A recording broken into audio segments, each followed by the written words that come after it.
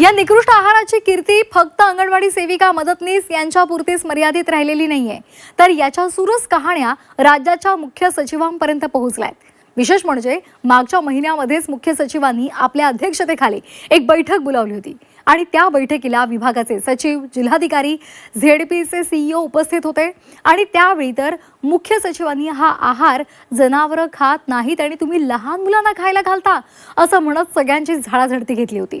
आणि त्यामुळे आता या संदर्भात अधिक माहितीसाठी आपण जाणार आहोत आमचे प्रतिनिधी गोविंद तुपे यांच्याकडे।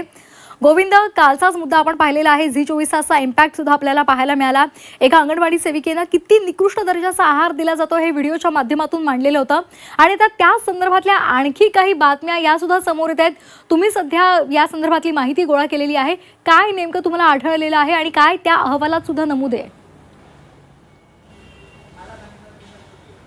नक्कीच आपण जर बघितलं तर एकूण हा सगळा जो अहवाल आहे म्हणजे कालचे या ठिकाणी पारधी यांचा एक व्हिडिओ आणि त्यामुळं या सगळ्याची तर पोलखोल झाली, परंतु अधिकृत जे इन्व्हेस्टिगेशननं जे एक माहिती एक अहवाल समोर आणलेला आहे, ठाणे जिल्हा असेल किंवा अहिल्यानगर असेल, वेगवेगळ्या जिल्ह्यातले अहवाल आहेत आणि शासनाच्या आरोग्य विभागानं जे महिला बाल कल्याण विभागातल्या या अंगणवाड्यांना जो आहार पुरवठा केला जातो त्या आहार पुरवठ्याचे काही नमुने तपासणीला घेतले होते। त्याच्यामध्ये मीठ असेल, चणा असेल, हळद असेल, सोयाबीन तेल असेल, त्याचबरोबर मिरची पावडर असेल, असे जे 8-10 किराणा मालाच्या ज्या वस्तू कंझ्युमर फेडरेशन या संस्थेमार्फत महिला बाल कल्याणच्या ज्या अंगणवाड्या आहेत त्यांना पुरवठा केल्या जातात त्याचे नमुने घेतले होते आणि त्या नमुन्यांमध्ये साधारणतः आयोडीन मीठाचं जर प्रमाण बघितलं तर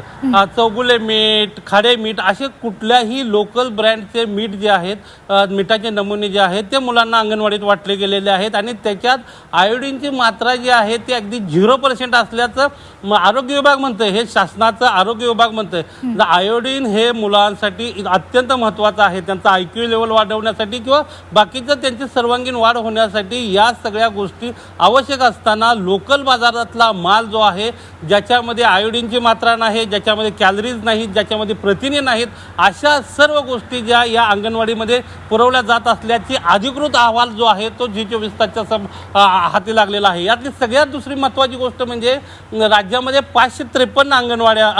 हे आहेत, प्रकल्प आहेत आणि जवळपास 1,10,000 अंगणवाड्या आहेत। त्यापैकी साधारणतः 70 ते 80,000 अंगणवाड्या ज्या आहेत या अंगणवाड्यांना आहार पुरवठा जो आहे तो कंझ्युमर फेडरेशन नावाच्या एका संस्थेमार्फत केला जातो आणि 2019 पासून या संस्थेला हा ठेका देण्यात आलेला आहे। आणि सगळ्यात महत्त्वाचं म्हणजे उद्योग ऊर्जा विभागाचं जे खरेदी धोरण आहे 2016चं ते डावलून या संस्थेला विदाउट टेंडर हे काम देण्यात आलेलं आहे आणि आत्तापर्यंत या संस्थेला साधारणतः 2019 पासून ते आजपर्यंत 10,000 कोटीपेक्षाची जास्त बिलं जी आहेत ती अदा करण्यात आल्याचं पाहायला मिळतं आहे आणि दररोज किमान 40 ते 50 लाख मुलांना अशा पद्धतीचा निकृष्ट आहार दिला जातो। माझ्या हातात ही सगळी कागदपत्र आहेत आणि विशेष म्हणजे यातली सगळ्यात मोठी घडामोड म्हणजे राज्याचे जे मुख्य सचिव आहेत ज्यावेळेला पाहणी दौऱ्यावर गेले होते त्यावेळेला त्यांनी या आहाराचे नमुने काही तपासले, त्यावेळेला इतक्या निकृष्ट दर्जाचे आहाराचे नमुने घेऊन राज्याचे मुख्य सचिव जे आहेत ते मंत्रालयामध्ये आले आणि मंत्रालयामध्ये त्यांनी या विभागाचे सचिव असतील,